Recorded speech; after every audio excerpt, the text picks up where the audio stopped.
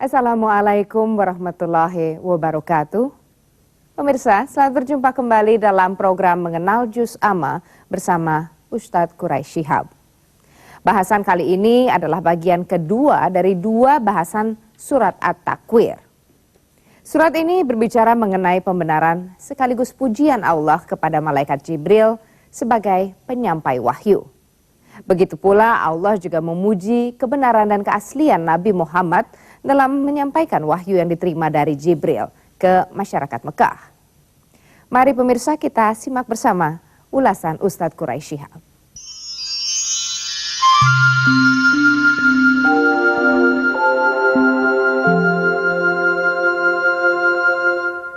Bismillahirrahmanirrahim. Alhamdulillah alladzi bi ni'matihi tatimmus shalihat. Wassalatu wassalamu ala sayyidis sadat sayyidina Muhammad wa ala alihi wa ashabihi an-nujumin nayyirat. Bapak-bapak, ibu-ibu, saudara-saudara sekalian, kita masih akan melanjutkan bahasan kita tentang surah At-Takwir. Kali ini kita akan bahas firman-Nya, fala uqsimu bil khunnas al-jawaril kunnas wal laili idza as'as was subhi idza tanaffas innahu laqulu rasulin karim, dan seterusnya. Ayat-ayat yang akan kita bahas ini berbicara tentang Rasulullah dan Al-Quran. Ayat-ayat yang lalu berbicara tentang kiamat, ya. Apa kaitannya? Erat kaitannya. Yang menyampaikan tentang kiamat itu adalah Rasulullah melalui Al-Quran.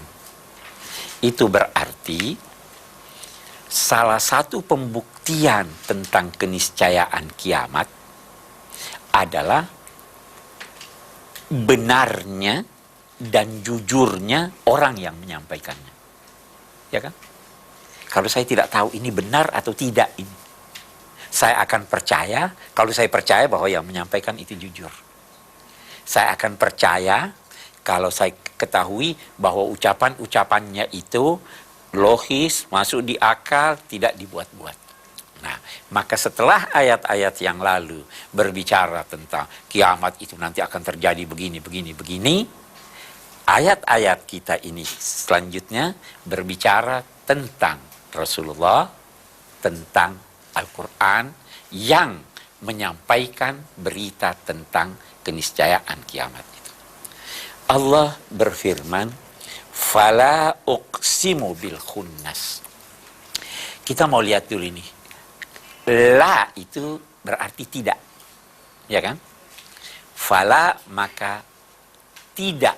Uqsimu saya bersumpah dengan al-khunnas. Saya ingin terangkan dulu, ulama-ulama berkata, memang dari segi terjemahan bisa dinyatakan ayat ini berkata, maka saya tidak bersumpah dengan al-khunnas. Kita akan terangkan apa itu al-khunnas. Ada ulama mengatakan begini, sebenarnya kata tidak itu sisipan, sekedar menguatkan. Jadi ayat ini maksudnya saya bersumpah. Ya kan? Jadi bukan saya tidak bersumpah. Saya bersumpah. Ada ulama berkata begini, memang Allah menyatakan saya tidak bersumpah. Mengapa dia tidak bersumpah? Dia tidak perlu bersumpah karena ini sudah jelas-jelas. Ya. Nah, betapapun apakah kita fahami bahwa ini Allah menyatakan berfirman saya bersumpah atau saya tidak bersumpah? Yang jelas firman-Nya fala uqsimu mengandung pengertian bahwa apa yang saya sampaikan ini betul-betul penting dan benar. Saya mau beri contoh. Kalau saya berkata pada seorang anak, "Nak, saya tidak perlu berpesan kepadamu. menyangkut kewajiban hormat pada gurumu. Itu apa artinya itu? Sudah seharusnya. Saya tidak perlu itu, artinya memang betul-betul harus begitu. Ya kan? Jadi kalaupun kita berkata firman Allah, saya tidak bersumpah, itu sebenarnya kandungannya bahwa ini adalah sesuatu yang penting. Ini adalah sesuatu yang benar. Itu arti fala uqsim. Itu dalam Al-Quran banyak fala uqsimu itu. Fala uqsimu biyaumil qiyamah, wala uqsimu bin nafsil lawamah, dan sebagainya, dan sebagainya. Itu arti la uqsim. Saya tidak bersumpah, atau saya bersumpah, atau apapun, bahwa apa yang saya akan ucapkan ini adalah sesuatu yang penting dan benar. Cobalah perhatikan. Al-khunnas. Al-khunnas itu jamak khanis. Nah, qul a'udzu birabbin nas, malikin nas, ilahin nas, min syarril waswasil al-khannas. Sama ini, khunnas, khannas. Setan itu khannas. Dia datang. Begitu Anda baca a'udzubillah, dia sembunyi. Begitu Anda diam, dia datang lagi. Itu khannas, itu sembunyi, baru datang lagi. Allah bersumpah, atau Allah tidak bersumpah, wala uqsimu bil khunnas, dengan hal-hal yang pergi, menghilang, lalu datang lagi. Apa itu pergi, menghilang, dan datang lagi? Banyak ulama memahaminya bintang-bintang. Kenapa dia pahami bintang-bintang? Karena nanti di ayat berikutnya ada berbicara tentang malam. Walaili idza as'as wasubhi idza tanaffas. Nah, bintang kan banyak, kita berbicara banyaknya bintang tidak terhitung. Tetapi pada masa turunnya Al-Quran, ada 5 planet yang mereka bisa lihat. Itu di siang hari tidak kelihatan.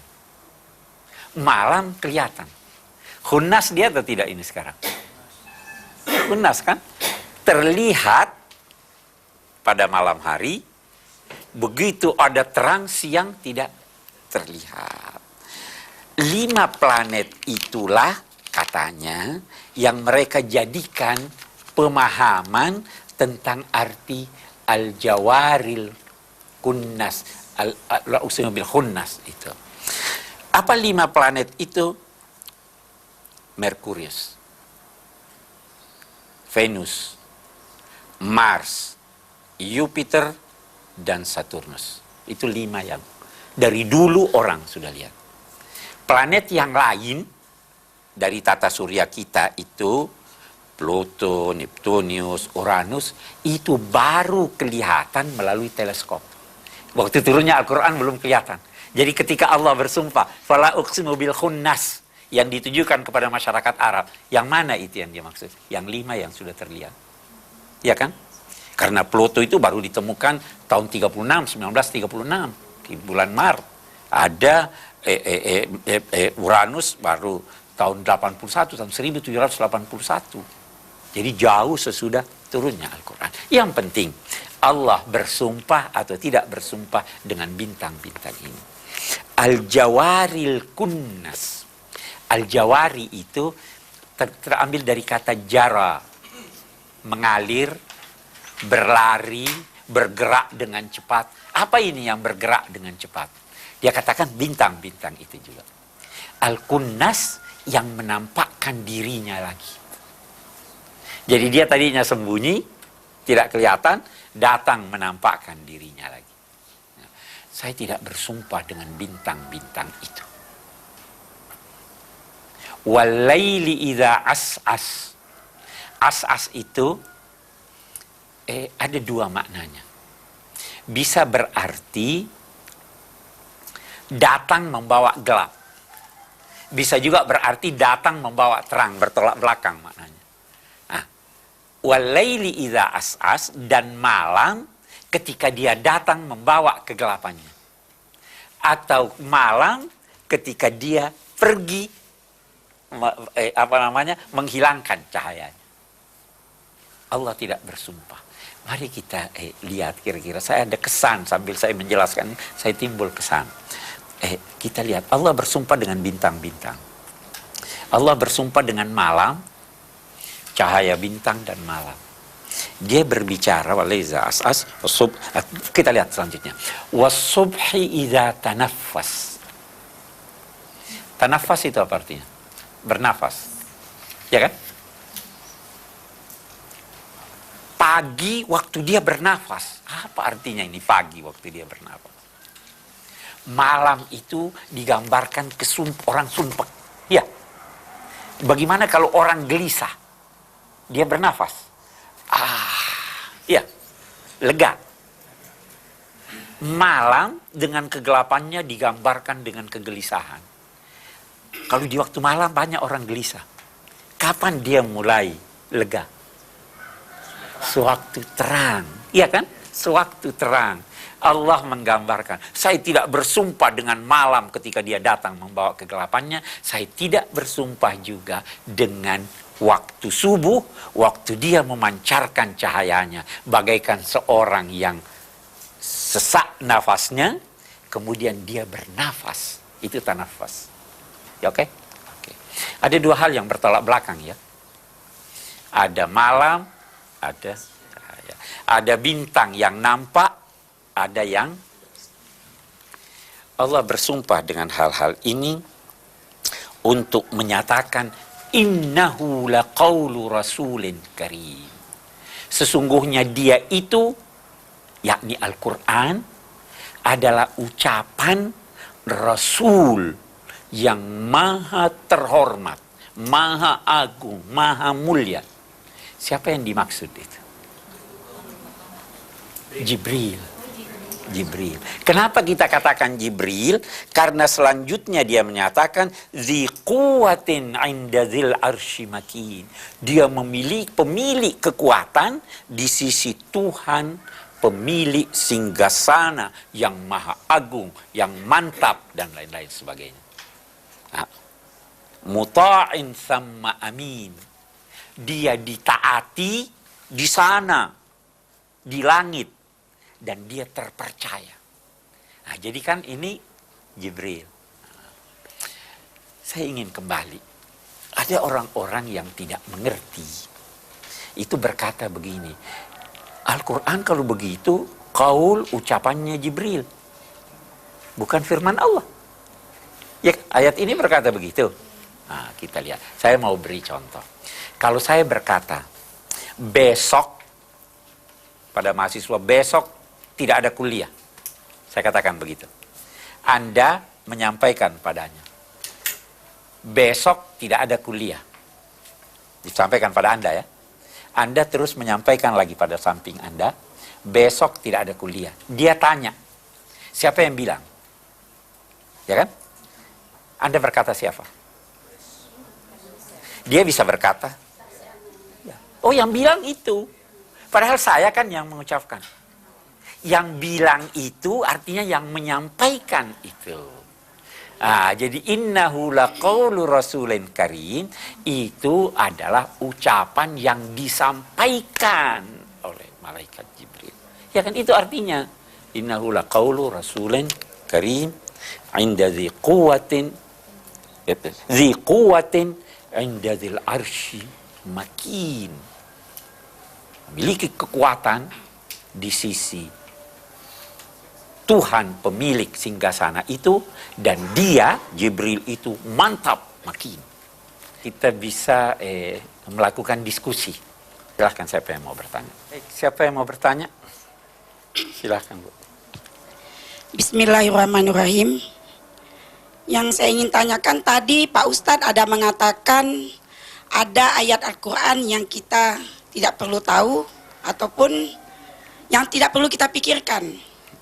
Jadi yang saya ingin tanyakan sini karena saya baru belajar dan baru menimba ilmu, jadi rasa ingin tahu itu pasti ada, walaupun nanti jawabannya itu tidak tahu.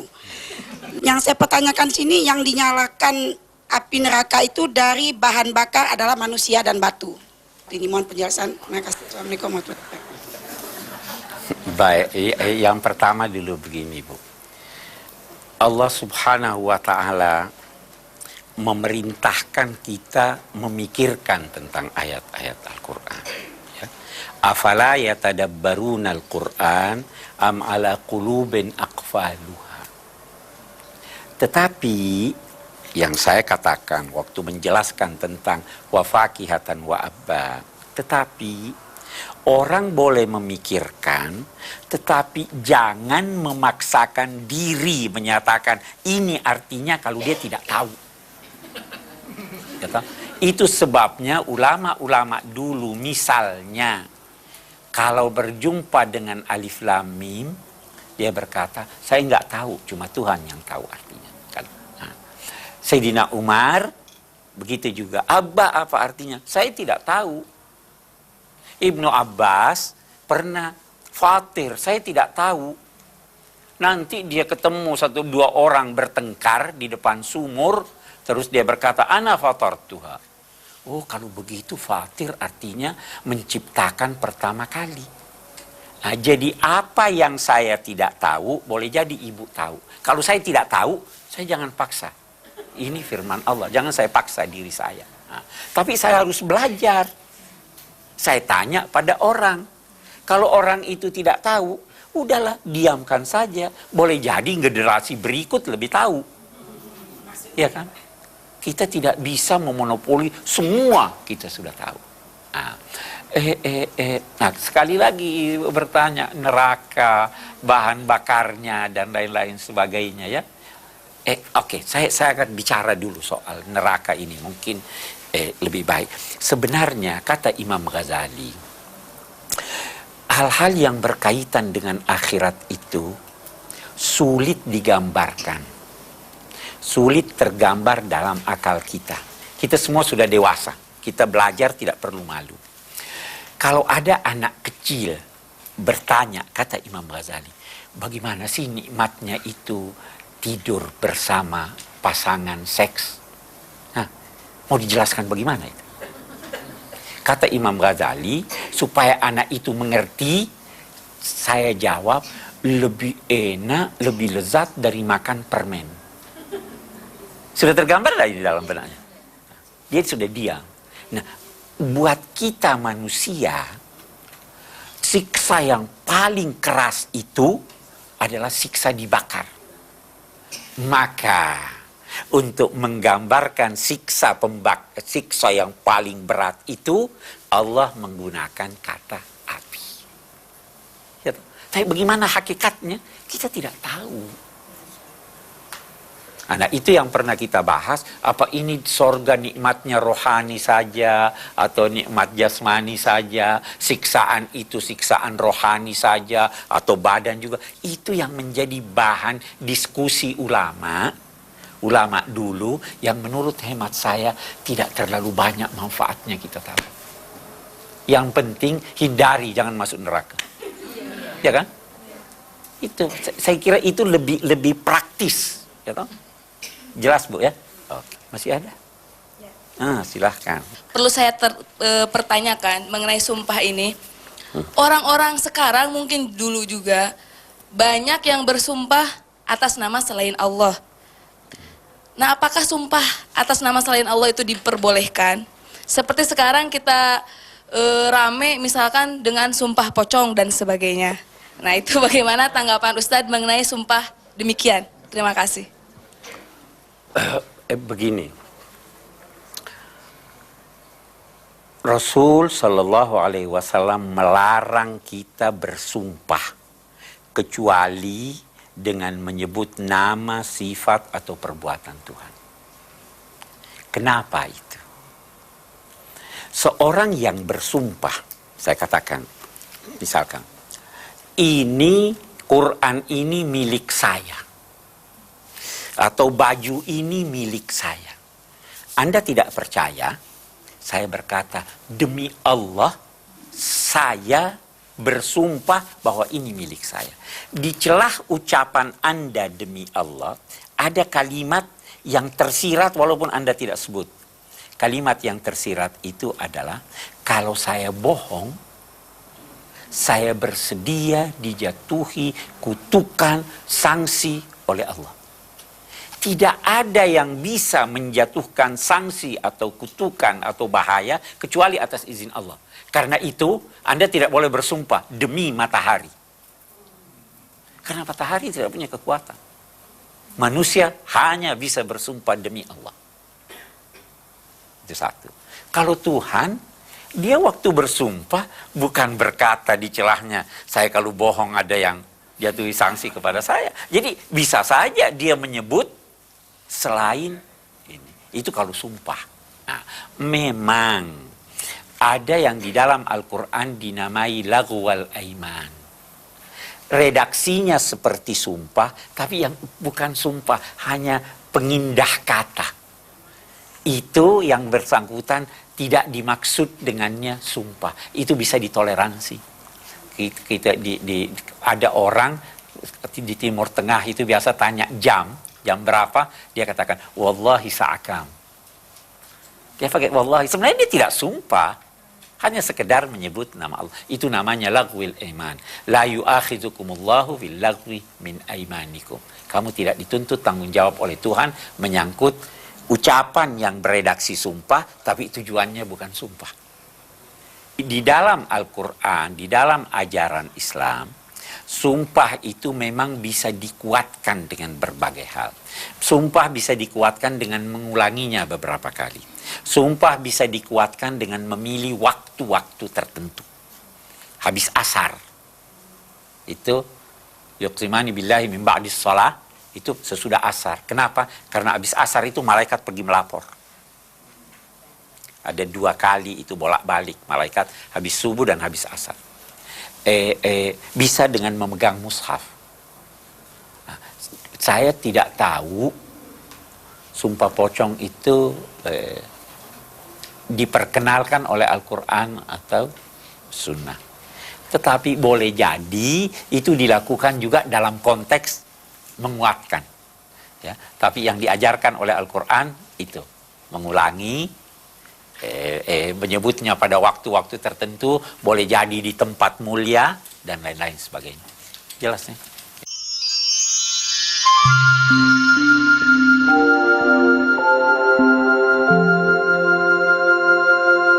Al-Quran adalah firman Allah yang diucapkan oleh Rasul dan diterima dari malaikat Jibril yang memiliki magnet yang luar biasa bagi manusia. Berikut ini pemirsa, Ustadz Quraisy Shihab akan mengupas tentang reaksi kaum kafir terhadap wahyu yang disampaikan Nabi Muhammad. Selamat mengikuti. Kita kembali. Innahu laqaulu rasulin karim dzi quwwatin 'inda dzil 'arsy makin. Jibril sekedar menyampaikan. Dilukiskan dalam beberapa hadis bahwa Allah berfirman. Persis ucapan-ucapan yang ada ini ditangkap oleh Jibril. Apa yang didengar oleh Jibril disampaikan persis sama kepada Nabi Muhammad. Apa yang didengar oleh Nabi Muhammad disampaikan persis sama dengan apa yang kita baca sekarang. Jadi sama. Hal lain yang saya ingin kemukakan dalam konteks innahu laqaulu rasulin karim ini adalah Nabi Muhammad itu, bahkan nabi-nabi menerima wahyu dari Allah. Wahyu yang diterima oleh nabi-nabi itu bisa berupa mimpi, bisa berupa penyampaian langsung seperti Nabi Musa, bisa berupa penyampaian melalui rasul. Rasul malaikat yang menyampaikan ini bisa malaikat Jibril, bisa malaikat Israfil, malaikat apa saja. Tetapi Al-Quran tidak ada yang diterima Nabi dengan mimpi, tidak ada yang diterima Nabi secara langsung, tidak ada yang diterima Nabi melalui malaikat lain kecuali malaikat Jibril. Ini innahu laqaulu rasulin karim. Di tempat lain nazala bihi ar-ruhul amin. Okay. Yang ketiga yang saya ingin jelaskan di sini. Ada sifat-sifat yang disandang oleh malaikat Jibril, yang menjadikan Allah memilihnya sebagai utusan. Apa sifat itu? Dzi quwwatin. Dia punya kekuatan. Inda dzil arsy makin, di sisi Tuhan dia punya kekuatan. Makin, punya kedudukan, kedudukan yang tinggi. Yang kedua, muta'in sama amin. Dia ditaati. Jibril itu ditaati di kalangan malaikat. Amin, terpercaya. Kata ulama-ulama, kalau mau pilih seseorang untuk suatu tugas, maka pilihlah paling tidak 2 sifat yang ada padanya. Kuat dan jujur. Mau pilih suami, pilih yang kuat dan jujur. Yaitu di Quran. Inna khaira man istajartal qawiyul amin. Itu anaknya Nabi Syuaib begitu. Mau pilih pemimpin, pilih yang kuat dan jujur. Mau pilih pegawai, pilih yang kuat dan jujur. Ini yang kita lakukan. Pernah ada riwayat, pernah Jibril ditanya oleh Nabi, wahai Jibril, saya ini dinyatakan membawa rahmat untuk seluruh alam. Apa kamu juga dapat rahmat itu? Dia bilang, iya, saya dapat rahmat itu. Di mana? Bagaimana? Dia bilang, Tuhan puji saya sebagai malaikat yang terpercaya. Dapat rahmat dah ini? Semua dapat rahmat. Malaikat pun dapat rahmat. Oke, baik kita lihat. Wa ma sahibukum bimajnun. Tidaklah sahabatmu itu menyandang sifat gila sedikit pun. Nah, kita lihat siapa yang dimaksud itu. Nabi Muhammad. Kenapa dia katakan sahabatmu? Allah ingin mengisyaratkan kamu itu kenal benar sama dia. Itu kan sahabat kamu. Kamu tuh selalu bersama dia. Jadi aneh kalau kamu menuduh dia gila. Sedikit pun dia tidak gila. Wa ma huwa biqauli syaitanir rajim. Dulu masyarakat Arab kalau ada sesuatu yang hebat itu dianggapnya buatan jin. Nah, ini Quran dikatakan, oh ini diajar oleh jin ini Nabi Muhammad. Ya, itu sebabnya ada tantangan kan? La ini tama'atil insu wal jin. Seandainya manusia dan jin berkumpul untuk membuat semacam Al-Quran, mereka tidak dapat membuat. Nah, jadi terus dibantah lagi. Wa ma huwa biqauli syaitanir rajim. Ini bukan ucapannya setan yang terkutuk. Kalau setan itu ngajak kedurhakaan, ya. Ini mengajak kebaikan, tidak mungkin ini. Kalau setan itu tidak teratur, itu tukang-tukang nujum itu kan ucapannya tidak teratur. Ini sangat teratur ini. Ini bukan ucapan setan yang terkutuk. Wa ma huwa 'alal ghaibi bidhanin. Saya jelaskan dulu dhanin. Dhanin itu bisa berarti kikir. Ada juga yang baca dhanin. Dhanin itu bisa berarti tertuduh atau dari zanna, diduga, dituduh. Nah, Nabi Muhammad itu menyangkut gaib tidak kikir. Nah, mari kita lihat. Itu kalau pergi ke tukang-tukang nujum itu. Ya. Dukun-dukun. Dia beritahu Anda sedikit, dia sembunyi banyak. Kasih duit, baru tambah lagi. Kasih lagi, baru tambah lagi. Kikir enggak dia? Kalau Nabi Muhammad, apa yang dia ketahui dari gaib, dia sampaikan semuanya. Jadi dia tidak mungkin ahli nujum atau tukang tenun itu. Ma huwa 'alal ghaibi bidhanin. Nah, kalau saya baca ma huwa 'alal ghaibi bidhanin, menyangkut gaib dia tidak tertuduh. Apa yang disampaikannya itu adalah kebenaran. Ma huwa 'alal ghaibi bidhanin. Wa ma huwa biqauli syaitanir rajim. Baru sekarang. Kalau demikian, kamu ini kok masih tidak mau percaya? Fa aina tadhhabun? Hei, sudah terbukti ini semuanya. Kamu mau kemana ini? Apalagi yang kamu cari? Fa aina tadhhabun? ini ayat, pertanyaan bisa mempunyai banyak makna. Mari kita bertanya dalam konteks perluasan makna ini. Kita ini mau kemana toh? Siapa yang bisa jawab? Hari berganti hari, minggu berganti minggu, bulan berganti bulan, tahun berganti tahun. Fa aina tazhabun? Mau kemana? Nabi Muhammad berkata begini, ma ana illa ka'abiri sabil astazillu tahta syajara summa amdi. Saya ini tidak lain seperti musafir yang berhenti sejenak berteduh di bawah pohon lalu berangkat lagi. Kemana? Kita akhirat tujuan kita. Itu yang saya pernah katakan. Ayat-ayat Tuhan yang begini indah, ada orang yang terpaku, terpukau, kumpul segalanya, dia lupa bahwa dia mau ke sana. Fa aina tadhhabun? In huwa illa dzikrun lil alamin.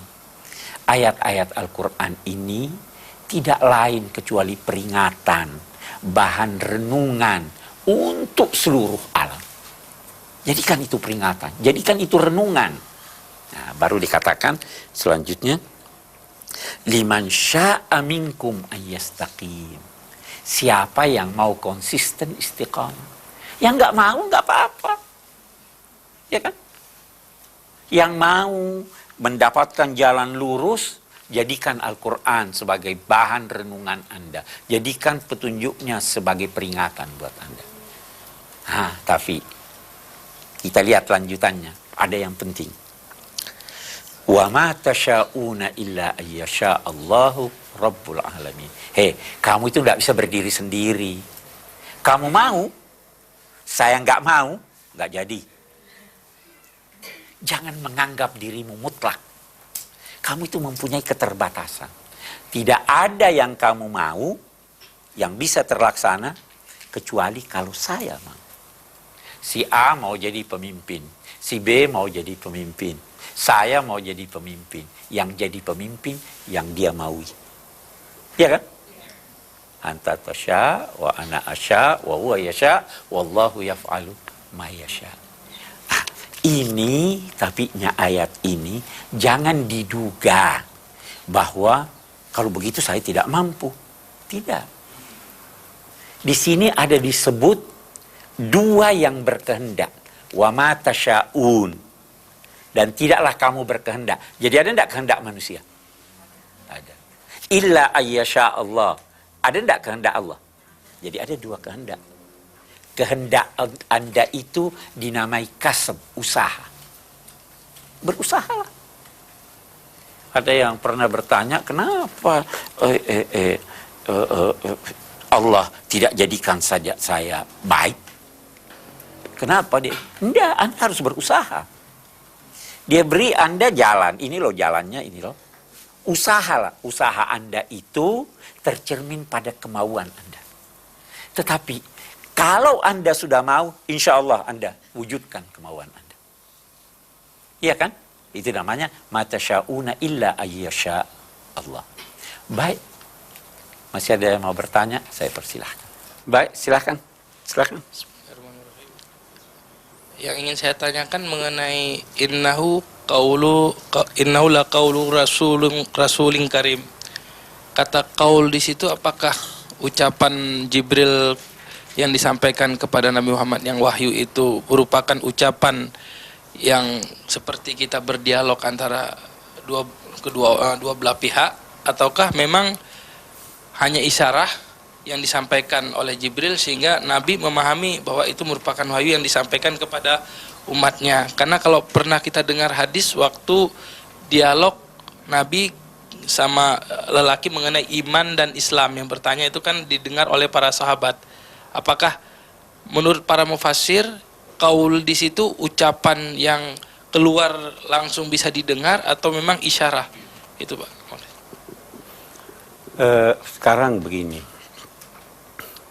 Kalau saya berkata bahwa Jibril memberi isyarat, ya, lantas ditangkap oleh Nabi, itu berarti kata-kata itu adalah ucapan Nabi yang merupakan terjemahan, yang merupakan perwujudan makna dari isyarat tersebut. Ya kan? Nah, kalau itu ucapan Nabi, itu berarti bahwa orang lain bisa menyusun seperti Al-Quran. Ya kan? Nah, itu sebabnya tadi saya berkata bahwa qaul itu berarti penyampaian. Jibril mendengar persis seperti apa yang diucapkan oleh Allah. Itu disampaikan kepada Nabi persis apa yang didengar oleh Jibril dari Allah. Nabi Muhammad menyampaikan persis sama. Itu sebabnya, karena persis sama, ada kata qul. Ingat itu kan? Itu qul huwallahu ahad. Katakanlah. Kan kalau saya berkata pada Anda, katakanlah pada dia, jangan datang. Apa Anda waktu pergi sama dia juga berkata, katakan pada dia jangan datang? Atau Anda hanya berkata, jangan datang? Tapi karena persis sama, Allah memerintahkan qul huwallahu ahad. Jibril dengar katanya qul huwallahu ahad. Dia sampaikan pada Nabi qul huwallahu ahad. Dia sampaikan pada kita qul huwallahu ahad. Ya kan? Nabi ditanya, kok ada qulnya? Ya, saya dengarnya begitu. Saya sampaikan begitu. Jelas ya? Oke. Silahkan. Terima kasih kepada Bapak Quraisy. Adapun yang saya ingin tanyakan, mengutip potongan ayat, if al-masyitum, kerjakanlah apa yang kamu inginkan. Nah, pada ayat itu seakan-akan Allah memberikan kebebasan penuh kepada manusia. Nah, justru pada ayat ini, Allah membatasi kebebasan manusia. Ada kekeliruan orang di dalam mengangkat makna-makna Al-Quran. Yaitu, kalau dia hanya melihat satu ayat, mengabaikan ayat yang lain. Tidak mungkin hal ini muncul dalam benak seorang yang mempelajari Al-Quran, kalau dia ingat bahwa malaikat-malaikat itu dilukiskan oleh Allah sebagai la ya'sunallaha ma amarahum wa yaf'aluna ma yu'marun. Ya kan? Tidak mungkin. Jadi itu tadi, jangan lantas, oh ini banyak kesalahan dalam masyarakat kita lahir karena hanya lihat satu ayat. Seperti itu orang yang berkata, oh itu haji bisa 3 bulan kapan aja. Al-hajju asyhurum ma'lumat. Ya, haji itu nggak paham dia. Ada di dalam konteks haji yang dinamakan ayyamim ma'lumat. Ada hari-hari tertentu. Ada dalam konteks hadis yang menyatakan yaumu arafah, hari arafah. Cuma yaum, satu hari. Ya toh? Jadi itu harus dihindari ya. Tidak ada sebenarnya itu ayat if'al masyi'tum. Itu dulu satu. Ada itu ya. Tapi betapapun saya mengerti maksud Anda. Allah memberikan kita kebebasan. Tetapi kebebasan itu dalam satu koridor. Anda bebas untuk menahan kantuk Anda. Gak bisa. Kan ada. Kita diberi kebebasan di dalam lingkungan ini. Yang diminta pertanggungjawaban hanya dalam lingkungan ini. Karena itu dia katakan mata sya'una illa ayyasha Allah Rabbul Alamin. Jelas ya? Baik, kita ada ayat yang terlupa yang saya ingin dalam konteks mengambil kesimpulan. Tertinggal tadi, wa ma sahibukum bimajnun wa laqad ra'ahu bil ufuqil mubin. Itu Allah menjelaskan di sini bahwa Nabi Muhammad pernah melihat malaikat Jibril sewaktu fil ufuqil mubin di Sidratil Muntaha. Di situ beliau melihat sosok malaikat Jibril itu. Kalau di kali lain, ada kali yang lain juga pernah Nabi minta untuk dilihat, tapi pada umumnya kalau Jibril datang dalam bentuk manusia. Biasa. dalam bentuk manusia. Oke, apa kesimpulan kita? Allah Subhanahu wa taala ingin menegaskan di sini bahwa Al-Qur'an itu benar-benar adalah firman-Nya yang disampaikan oleh malaikat terpercaya dan disampaikan kepada kita oleh manusia yang paling terpercaya. Dan kita hendaknya menyesuaikan diri dengan tuntunan Al-Quran itu, upaya menyesuaikan diri itu tidak terlepas atau kita tidak boleh melepaskan diri kita dari kuasa Allah Subhanahu wa taala. Itu sebabnya walaupun dalam beribadah kita masih minta bantuan Tuhan. Iyyaka na'budu wa nasta'in. Allahumma a'inni ala dzikrika wa syukrika. Tidak bisa kita lepas diri kita dari Allah Subhanahu wa taala. Karena ma tasyauna illa yasha'allahu rabbul alamin. Syukurnya kalau Anda bermaksud baik, lantas Anda tidak mendapatkan kesempatan untuk mewujudkan hal yang baik itu sudah dicatat oleh Allah sebagai kebaikan. Itu ya, saya kira itu yang dapat kita simpulkan. Wassalamualaikum warahmatullahi wabarakatuh.